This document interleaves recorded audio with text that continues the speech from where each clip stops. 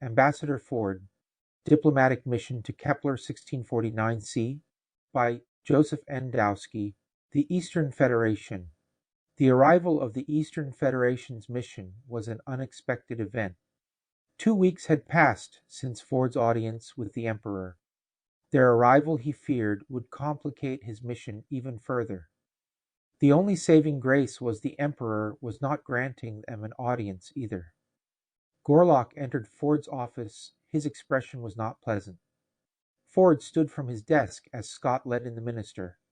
Ford walked out from around his desk and reached out with his right hand to Gorlock. Gorlock, having learned to accept the greeting, shook hands. A pleasant surprise, Minister. Ford had not seen him since the brief audience with the child emperor. May I sit? Gorlock asked.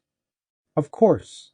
Ford gestured to the chair and returned to his own seat as the minister plopped himself down, shaking his head in a distressed manner. I hope you can help me. The minister seemed anxious.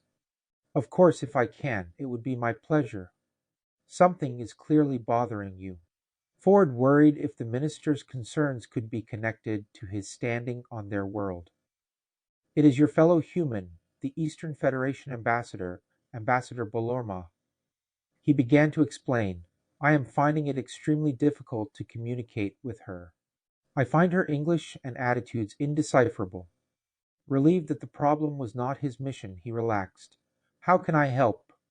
Hoping if he could, it would improve his chances of obtaining another audience with the Emperor Rogoth the 35th. They were interrupted with a knock at his office door. After Ford said, "Enter," Scott opened the door, allowing Lady Gwengarra to enter the room. As always, she held her customary fan to her face and uncustomary a package in her other hand. Both Ford and Minister Gorlock stood as she entered. From behind her fan, she looked at the minister. I hope I am not interrupting. Gorlock bowed his head. No, my lady. She turned to Scott. May I, a cup of your coffee? I would love to try your more stimulating coffee. Ford, realizing his rudeness, turned to Gorlock. My apologies, Minister. Anything for you? Coffee, tea, anything? Not taking his eyes off Lady Gwengarra. Nothing for me. Ford held up one finger to Scott. Turning his attention to the attractive woman, he asked, My lady, would you like to take a seat? She sat in the armchair next to Gorlock. Both men sat after her. She placed the package she was carrying on Ford's desk. It was wrapped in a dark, glossy paper. This is for you. Surprised by her gift, he took a hold of the package. The wrapping changed colors, seeming to react to his touch. You did not need to. I know, I wanted to, she replied, stopping him from opening the package. Please not here. You should open it in a more private setting. Her eyes smiled from behind her fan. Of course. He placed the package on the shelf of his large window behind him. His office had a fantastic view of the Girgora River that connected the capital to the one large ocean of their world. Kepler-1649c consisted of one supercontinent and a few islands off its coast. Their one ocean occupied half their world. Rivers ran from the massive mountains in the center of the continent to the ocean. The continent also consisted of many large and small freshwater lakes. Lady Gwengarra looked at the minister. Are you here to help the ambassador obtain another audience with the emperor? Gorlock seemed surprised by her question. As you know, my lady, that is completely up to the emperor. Until he requests another audience, it is not for me to say or try to persuade the emperor of anything. I would never be so bold. She turned her eyes to Ford. Would you like another audience with the emperor? Ford nodded yes. Yes, Lady Gwengarra. Very much so. The success of my mission is dependent in my having a good relationship with the emperor and with all Golgars.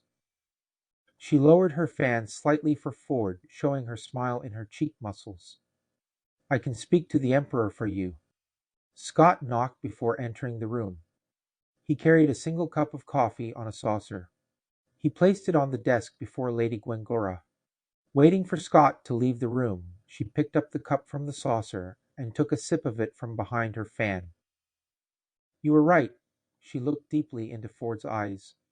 This is much more stimulating than your tea. She looked at Gorlock. Have you tried their tea or coffee?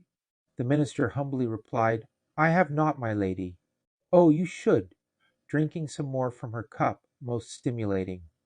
With Lady Gwencora in the room, Minister Gorlock refrained in continuing with his concerns. They instead engaged in small talk until Lady Gwencora decided to take her leave. They stood as she stood. Thank you for your most stimulating coffee. She continuously kept her face concealed behind her fan. I enjoyed our talk. I hope we can again soon. She looked at Ford, seemingly ignoring Minister Gorlock. More privately next time. Gorlock felt slighted by her comment. I hope I said nothing to offend you, my lady. Gorlock worried. Not at all, Minister. Please do not read too much into my comment.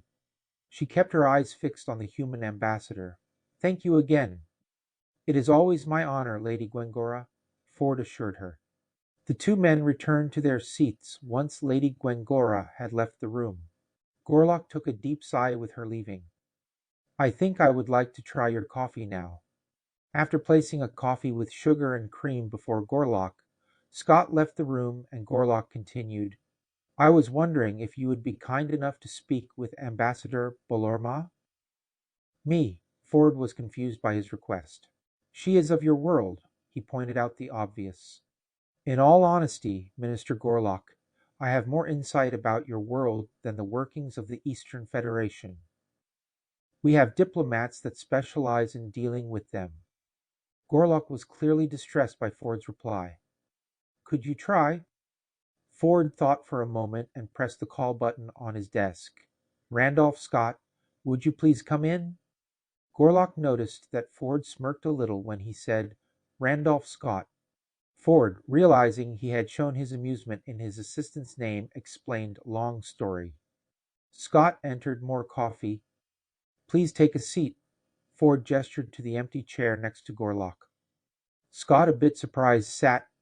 Is there anything wrong? Responding to the concern obviously expressed on Gorlock's face. Have you ever dealt with the Eastern Federation? Ford, considering the fact that Scott was a trained and career foreign affairs officer. Not directly, but my master's thesis was actually about improving relations with Eastern Federation nations. Ford, pleased with himself, smiled at Gorlock. There is the solution to your problem, pointing with an open hand at Scott. Gorlock seemed relieved. Thank you, Ambassador Ford. He stood and gave a slight bow with his head. I am most grateful to you both. As if a great weight had been lifted off his shoulders, the alien minister left the room. With Gorlock gone, Scott questioned Ford. You want me to help the Eastern Federation to have better relations with the Galgars? Ford replied, Of course not.